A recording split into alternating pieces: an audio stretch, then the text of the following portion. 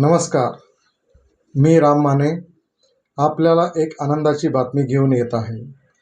आनंदाची बातमी याच्यासाठी कारण येणारा मार्च हा खूप किचकटीचा असणार आहे त्या आपल्या वाहनधारकांना किचकट याच्यासाठी म्हणतं कारण मार्चमध्ये प्रत्येक गाड्या हे चेक केले जातात. त्यामध्ये इन्शुरन्स हा खूप मोठा रोल आहे.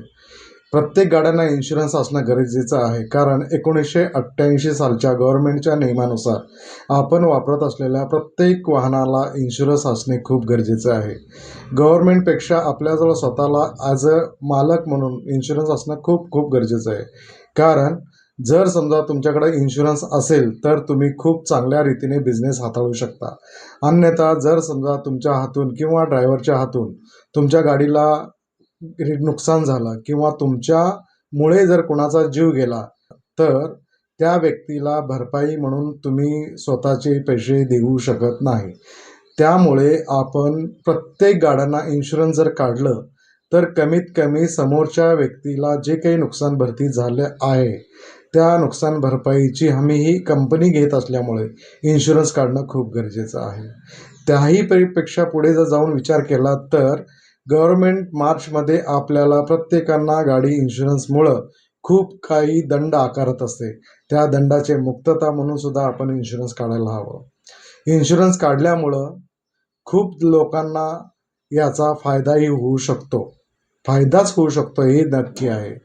अजून महत्त्वाचं म्हणजे तुम्हाला परवडेल अशा पद्धतीचे इन्शुरन्स कंपन्या आपण सुरू करत आहोत. त्यामध्ये तुम्ही फुल इन्शुरन्स, थर्ड पार्टी इन्शुरन्स शिवाय प्रत्येकाचे वैयक्तिक इन्शुरन्ससुद्धा आपण सुरू करत आहोत.